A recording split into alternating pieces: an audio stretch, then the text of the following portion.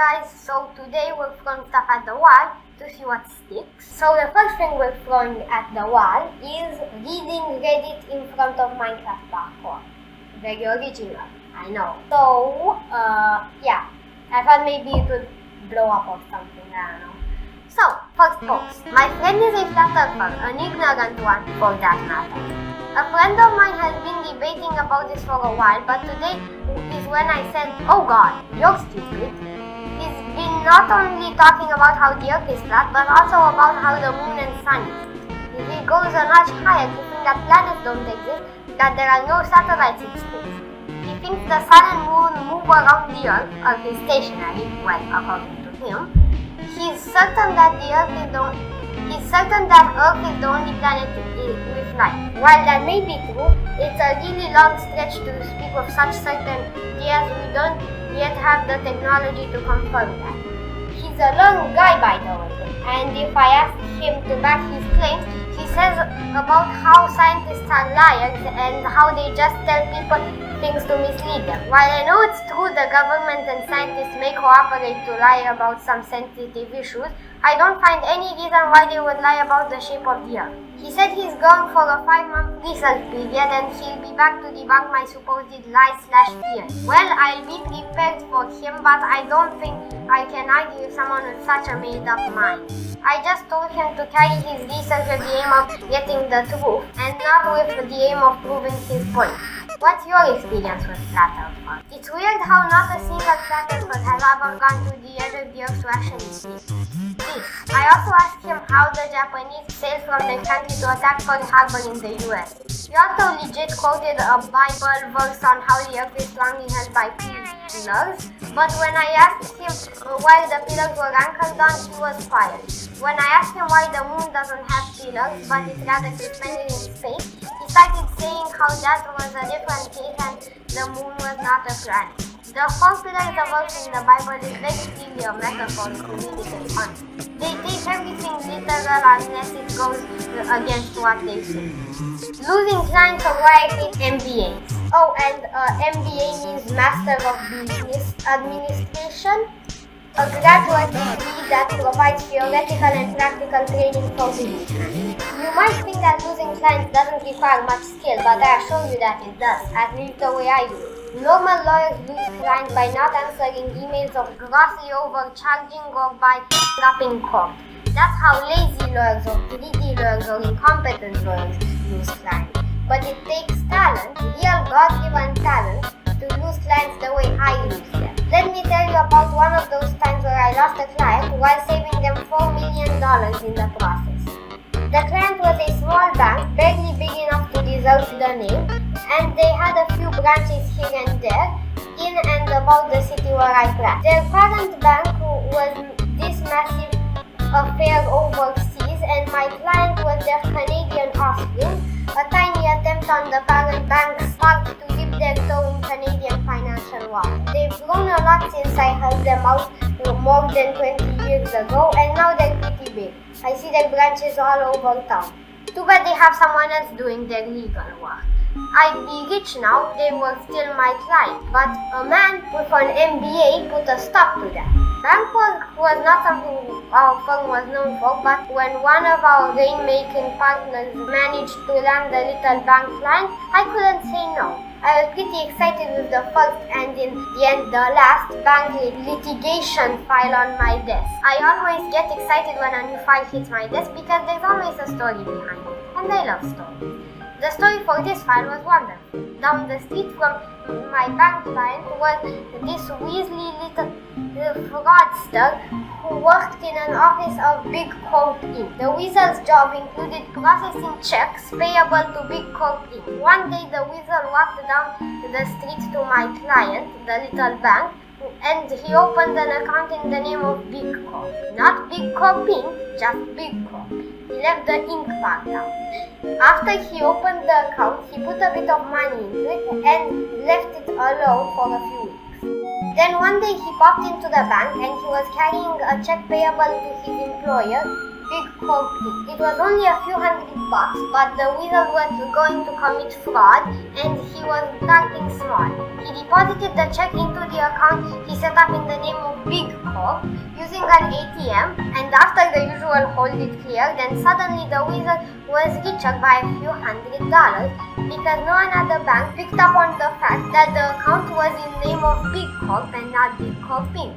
No one noticed that little fraud at Big Corp Inc. either, mainly because the weasel worked in accounts receivable or accounting or income. And so maybe the weasel was able to fiddle with the books a bit to cover things up. So a couple of weeks later, the weasel did it again for more money this time. And then again, and again, and soon it was a regular thing. Pretty well every day the weasel would drop by the bank and deposit a check payable to Big Corp Inc. into the account he opened in the name of Big Corp without the ink, and the checks kept clear. Big Corp Inc. was getting ripped off, but someone was asleep at the switch and no one noticed there was a hole in their receivable. Eventually the weasel's little crime spree came to an end, and eventually Big Corp Inc. woke up and started to ask questions. But the weasel wisely took off, and so Big Corp Inc. looked at my little bank client and said, "You owe me $4 million, because that's how much the weasel stole from them." All this I figured out pretty quickly from reviewing the file and the checks and the statements and the records, but the tough part was figuring out the law. After I sorted the facts out, I read the statements of the claim again. It made no sense to me when I read it the first time, but once I had the facts figured out, I read the claim a second time, and I could see that it was badly drafted. It complained and kvetched, but it didn't state a cause of action, and my first thought was that Big Corp Inc. didn't have a case. Not the bank's fault that Big Corp Inc. has a fraudster working for them. I thought because my bank client didn't profit from the fraud. The bank didn't steal the money. But I did my legal research, and after a while, I discovered that Big Corp Inc. had a great case. Their cause of action for the tort of conversation, and it took me a while to wrap my head around that in conversation it was. Big Corp Inc.'s case was rock solid. Even worse, my bank had no right to cross-claim or counter-claim or blame anyone. My client had no defense, as in zero. My client was sitting a duck. Our case was so bad, so dreadful, that I didn't even know how to plead it. I had no idea what I put in a statement of defense. I went home and slept on it, and when I came into the office the next morning, I had a bit of a plan. I wrote an email to plaintiff's counsel explaining to him that the client's case sucked and that there was no cause of action. I said that if he made me a file of defense, I'd bring a motion to strike out the claim and would seek costs. Plaintiff's counsel, remember, is the guy who didn't know he had a great case, hadn't done his research, and hadn't figured out this tort conversation. In other words, he was weak. So, me with my case did all the threatening, while the lawyer with the slam dunk case hemmed and hawed and delayed. He gave me a waiver of defense, which I graciously accepted, while continuing to threaten that if he didn't drop the case soon, maybe I would file a defense and then bring that motion to strike.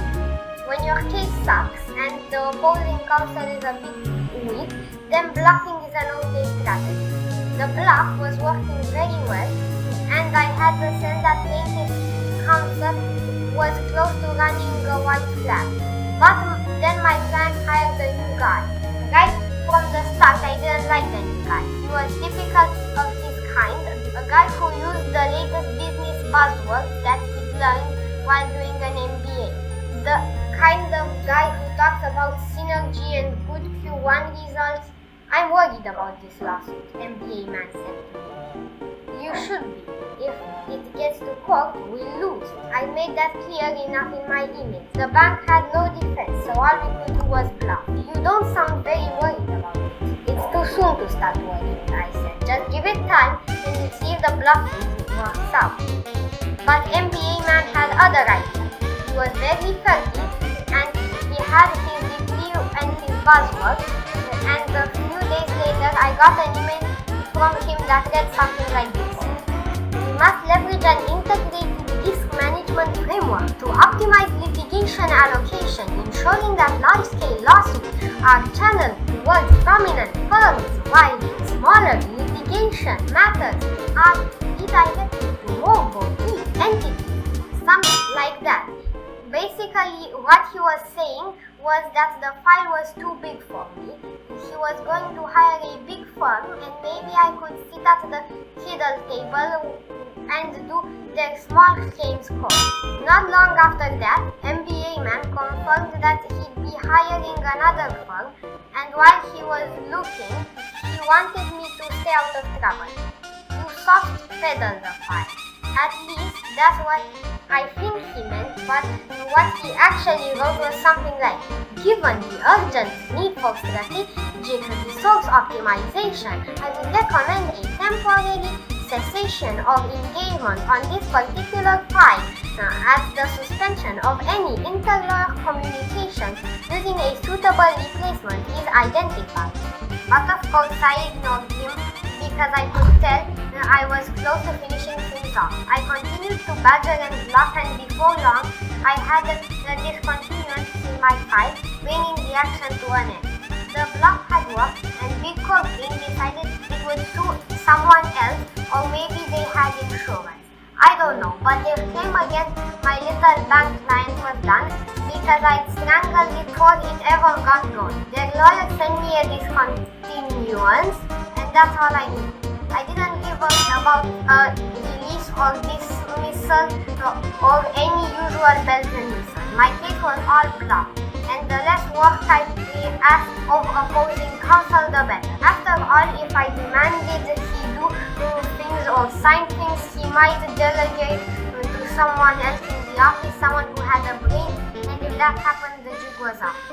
How would you hope to settle this for? I said to MBA man in one of the last emails I sent him, and he replied with a proposal that he might be able to get it done at 2 million because lawsuits were a 50-50 proposition, so it made sense to settle for half the loss.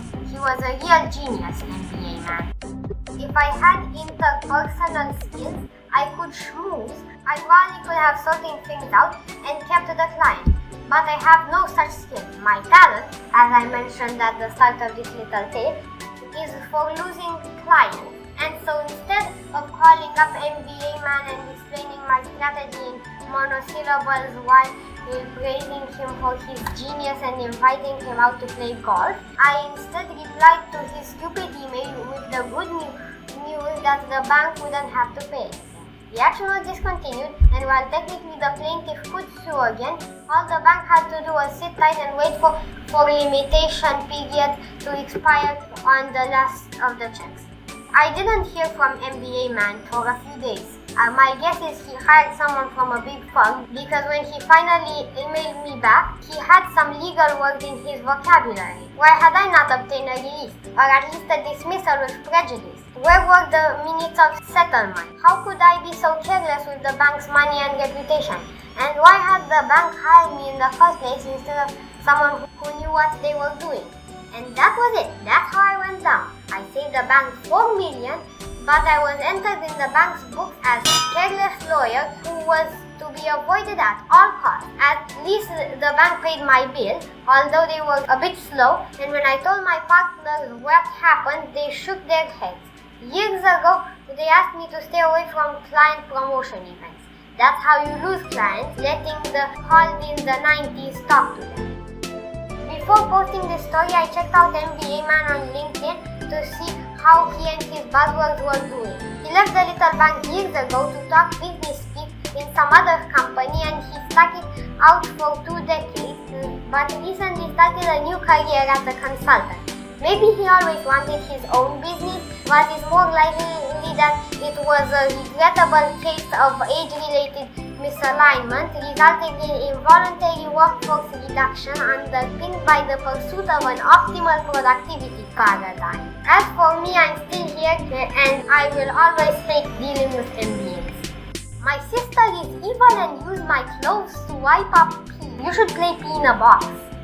You don't wipe up pee with clothes in that game. It is a very good game. I highly recommend it. Partially because it was made by me, but I highly recommend it.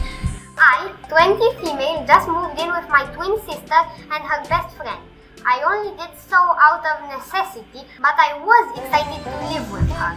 I only moved in about a week ago and that has been literally soul-crushing. Firstly, I provided nearly all of the dishes and silverware. There were a few select dishes that I didn't want them using because they're antique and not really meant for a lot of use. They broke up 2 of my dishes within a week of moving in and never apologized. They leave dishes on the floor and don't clean up after themselves. And my sister has a cat and her friend has a dog, so I just told them to be more careful. But literally the next day they broke my favorite mug and I cried like someone close to me had died. Basically they don't respect my things or my space, and neither of them has been nice to me too, and I think I've been a good roommate. I do their dishes, take care of their pets when they're gone, don't make any noise or eat their food, etc. My sister brought a cat for the apartment after we have our dog sign the lease without asking me, and I likely wouldn't have agreed if she had asked because I'm so allergic to cats. But the cat is bought. I make sure to keep my bedroom door closed at all times because of my allergies. Like, I make sure to close it every time I leave. This is why I'm so confused about what happened yesterday. I left for work at 5 a.m. and I was gone until 7 p.m. because of class and work.